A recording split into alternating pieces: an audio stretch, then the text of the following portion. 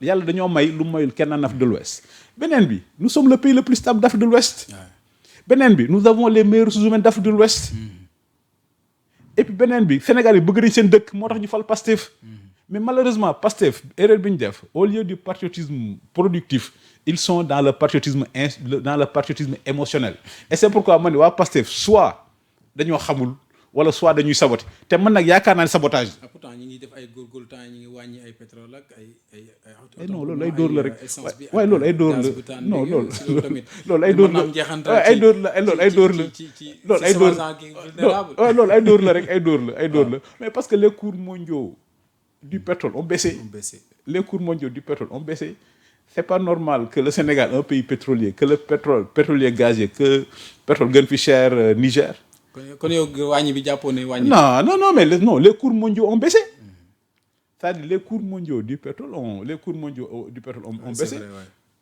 fi ñu leen doon xaar les wan gars yi xare ñun lu tax investir dem Côte d'Ivoire parce que quand tu veux investir et ça c'est de l'économie et je pense que Sénégal foofu la ñu war a dem sur le débat économique.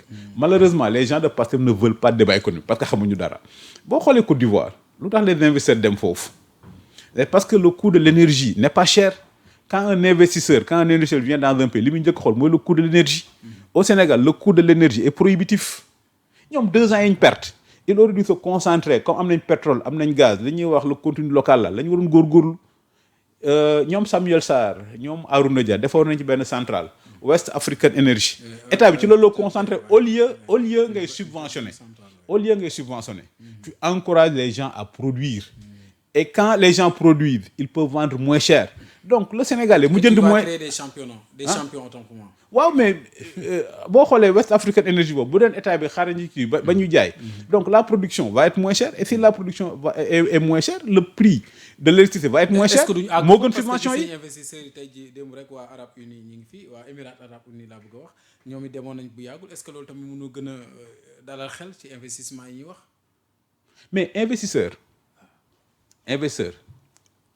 les investisseurs ont 2 religions.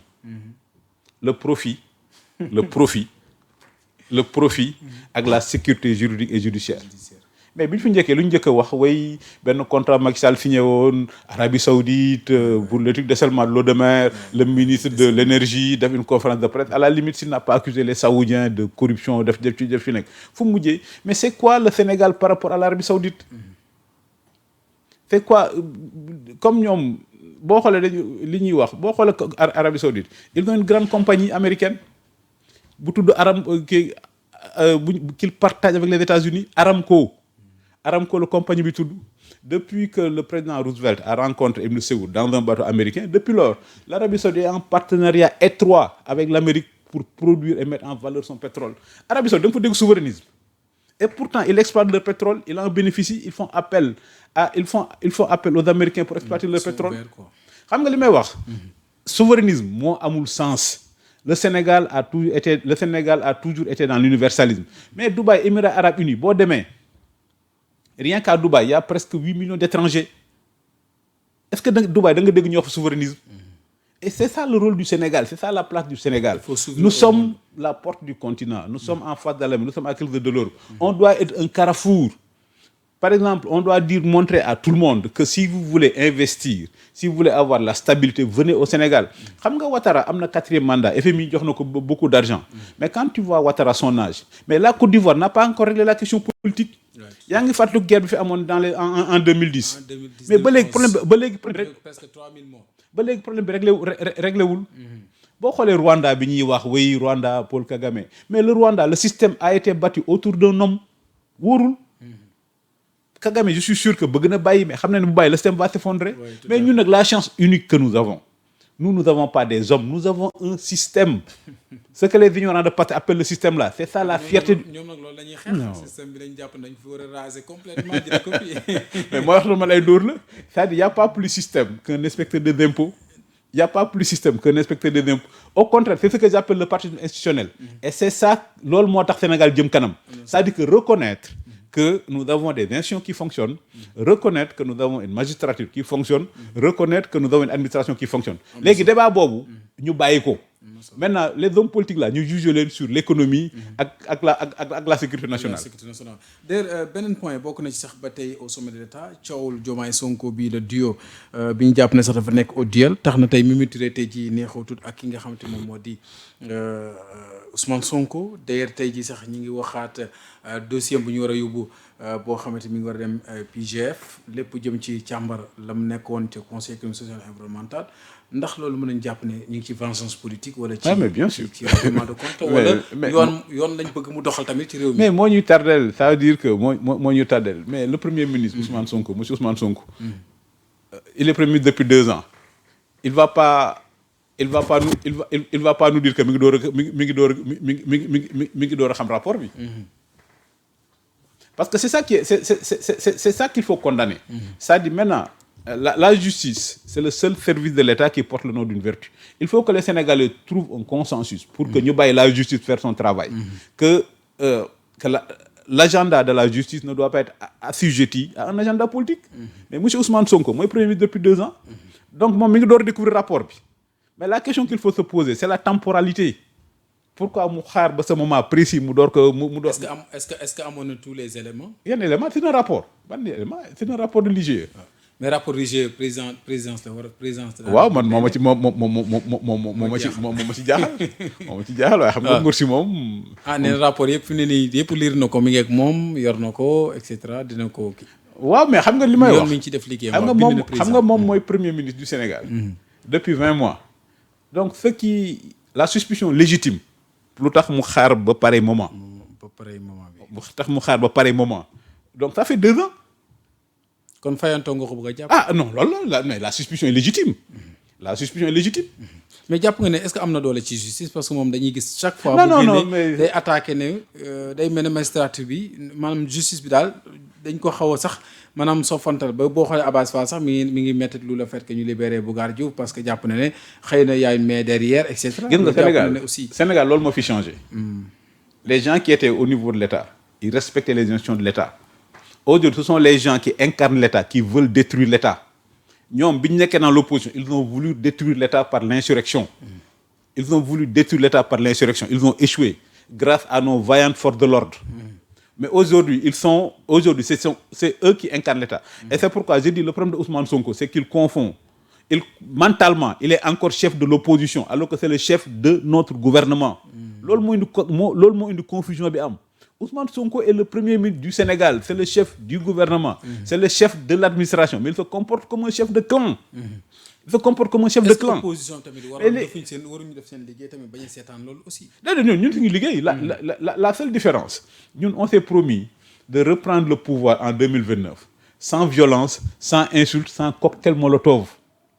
C'est-à-dire que nous notre style d'opposition là, c'est l'opposition légale. damay fàttali Ousmane Sonko moom moo fi bëggoon indi opposition insurrectionnelle. C'est ça la grandeur de notre État du Sénégal jàpp ko dugal ko ci gaso bi def jubbanti mooy lan ni ko fii Sénégal opposition légale moo fi am boo bëggee dem pouvoir da ngay dem élection mu génn jubbanti nekk dans le droit chemin bi mu nekk dans le droit chemin la dem élection gagné ñun ñëpp on reconnaît que Bassirou Diomaye Faye mooy président du Sénégal. Ousmane Sonko mooy le premier ministre du Sénégal mooy le chef du gouvernement. Donc nous c'est ça notre style d'opposition. Inch'Allah ala kulli haalin 2029 nañ jëlaat pouvoir bi. te du am violence du am dara. parce que loolu 2029 moom déjà moom candidat la bëgg a doon. waaw parce que loolu mooy du Sénégal déedéet xam nga def naa tweet. bi mu ne rien. rien ne peut m'empêcher d'être candidat. mais dama ko ci yokkal. rien ni personne sauf la loi. gis naa cette tweet. waaw rien xam nga moom rien la wax. ma yokkal ko ci ni personne sauf la loi. c'est-à-dire loolu mooy Sénégal on peut être fier de nos magistrats maintenant homme politique yi nag ñoo xaw a bizarre. est-ce que njortu ci candidature mu jàpp ne xëy na mën na am benn gàllankoor. mais moo tax ma ne ko sama tweet bi. demut ay avocat te moo demut ay avocat. mais ku dem 2024 nag docteur. déedéet mais c'est là où le droit est important. 2024 li ñu war a wax Sénégalais yi mooy le conseil ne s'est pas prononcé dans le fond. Le conseil a dit ñi nga xam ne ñoo introduit recours bi pour Ousmane Sonko nekk candidat yéen vous n'êtes pas fondé à le faire parce que comme on dit en droit la forme tient le fond. Comprends nga fi may waxee la forme tient le fond. Le conseil a dit ñi nga xam ni da ngeen def recours pour Ousmane Sonko bañ a nekk ci liste yi vous n'êtes pas fondé à le faire. dafa mel ni man mi rek en tant que sénégalais ma bindoon conseil constitutionnel le conseil constitutionnel va gentiment me répondre. il faut nga am habilitation oui mais le droit c'est la forme.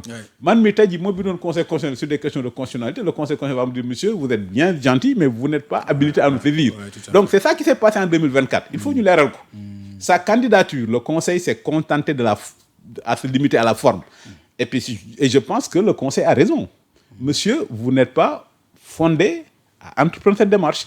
Et donc on ne se prononce pas sur le fond. Donc c'est ça le droit. Ousmane Sonko dafa war a fonk magistrat yi parce que magistrat yi ñoo ko sauvé. mais waxul ñëpp nag de dana ñenn ñi. déedéet non mais c'est-à-dire que moom li may wax sa conception de la magistrature. moom lañ doon wax en France la lettre de cachet. La lettre de cachet xam nga la mooy la lettre de cachet. mooy lan le roi de France. da daan jël benn bout de feuille bu ci bindee sa tur amul enquête amul procédure amul dara dañ lay jàpp tëj la ci kaso bi. ba mu génnee wàll mooy la lettre de cachet Ousmane Sonko loolu bëgg wax na fi ci campagne bi way man maay premier ministre ba mu ne procureur général jàppal diw dala war a jàpp. wax ñoom Farba ak ñoom ñëpp. waaw mais boo gisee c'est-à-dire que. ay ñoom Lat Diop. j'en profite pour dellu leen njukkal. Les premiers magistrats du Sénégal ñoom Ousmane Camara. d'ailleurs ñi nga wax ne Badara Gadiaga est libre mais nag mi ngi xaar signature président chambre d'accusation pour sortir prison. Aujourd'hui ou demain en tout cas loolu jëm ci aussi arrestation. xam nga fi suñu magistrature. ñi ko def moo ñoom Ousmane Goundiam ay Kéba Mbaye ay Ousmane Camara ak Diop le juge Henri Diop là qui avait condamné Karim Wade donc c'est ak ñoom Leyti Kama. C'est-à-dire le Sénégal a de longues contrairement aux autres pays là voisins là le Sénégal a de longues traditions de magistrature et de droit. Et c'est pourquoi Ousmane Sonko magistrat yi ñoo ko sauvé. Magistrat yi ñoo ko sauvé il a mené une guérilla juridique contre l'État du Sénégal de 2021 jusqu'à 2024 maintenant problème bi mu am pour moom la justice mooy quand ça l'arrange quand les juges prennent des décisions qui lui sont favorables ce sont les meilleurs juges quand les juges prennent des décisions qui lui sont favorables ils sont forcément corrompus erreur bi li mu war a arrêter il faut qu'il se rappelle que c'est lui le premier ministre du Sénégal boo nekkee premier ministre du Sénégal tu es le chef de l'administration tu es le chef du gouvernement et donc un premier ministre dans aucun pays au monde ne peut pas parler comme ça aux magistrats.